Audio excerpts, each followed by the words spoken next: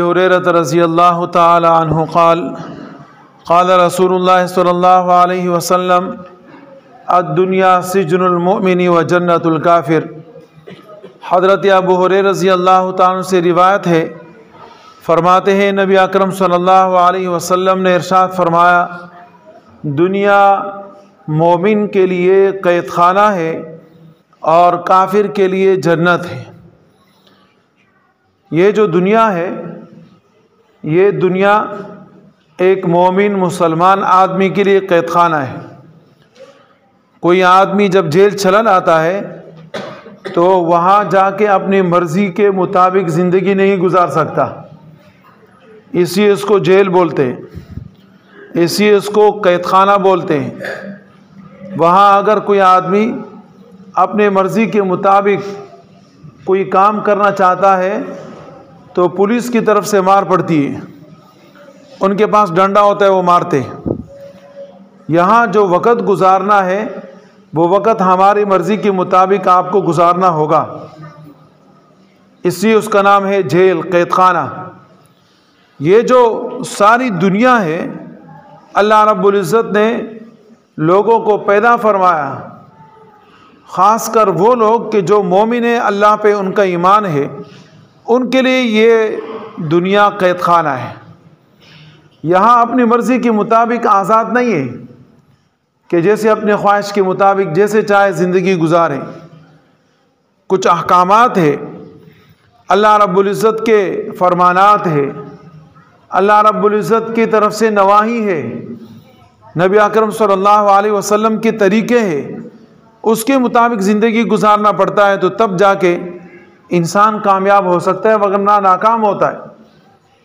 اب مومن کے لیے قید خانہ کیا ہے، کس طریقے سے؟ وہ اس طریقے سے کہ اگر اس کے دل میں آتا ہے کہ یار آج میں ایک گناہ والا کام کروں تو وہ نہیں کر سکتا، اسی کہ اللہ نے منع فرمایا۔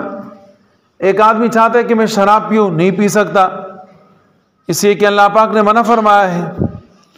ایک آدمی ہے وہ جوئے کا ارادہ رکھتا ہے لیکن نہیں کر سکتا، اسی کہ اس آدمی کے لیے اس دنیا کے اندر رہنا ایسا ہوگا کہ جیسے کسی جیل کے اندر، قید کے اندر قیدی رہتا ہے۔ ایسے ہی اللہ رب العزت کے احکامات کی پابندی اور رعایت کرنی پڑی۔ مسلمان کی مثال ایک ایسی ہے جیسے کہ مثال کے طور پہ آپ نے دیکھا ہوگا کہ بڑا اونٹ ہوتا ہے، لیکن ایک چھوٹا بچہ اس کا نکیل پکڑ کے اس کو لے کر چلا جاتا ہے۔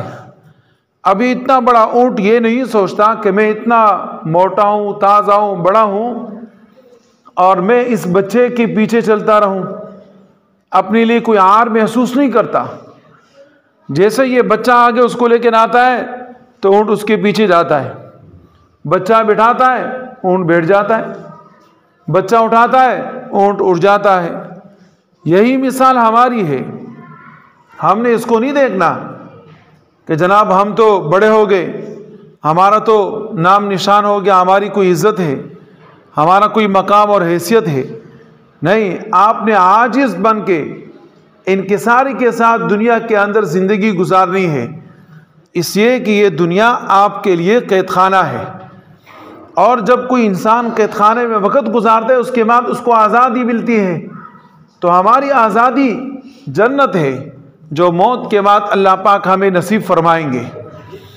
اور جو کافر اس کے لیے تو دنیا ہی کیا ہے، باغ ہے، جنت ہے، خواہشات کے مطابق زندگی گزارتا ہے، لیکن آخرت میں اس کا کوئی حصہ نہیں ہے۔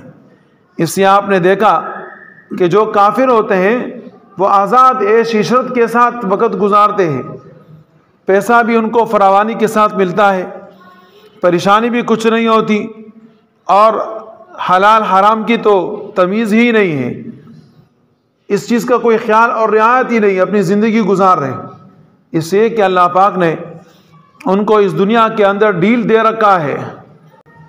اللہ رب العزت فرماتے ہیں کہ اگر ہم ہر آدمی کے گناہ کے مطابق فوراً ہی ان کا پکڑ دکڑ شروع کر دے تو کوئی نہیں رہے گا، سارے ختم ہو جائیں گے۔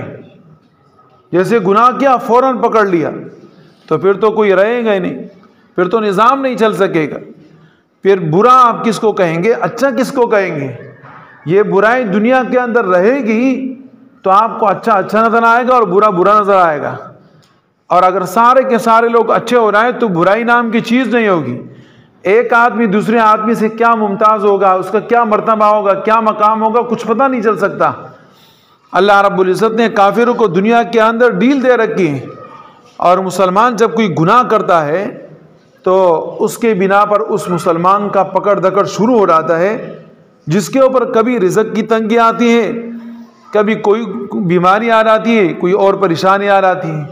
تو اس لیے کہ یہ آدمی اپنے اللہ کے خلاف زندگی گزار رہا ہے، اور مومن نے اللہ سے وعدہ کیا کہ اے اللہ میں تیرے احکامات کے مطابق زندگی گزاروں گا، اور پھر یہ آدمی وعدے کی خلاف ورزی کرتا ہے تو نقصان تو اٹھانا پڑے گا۔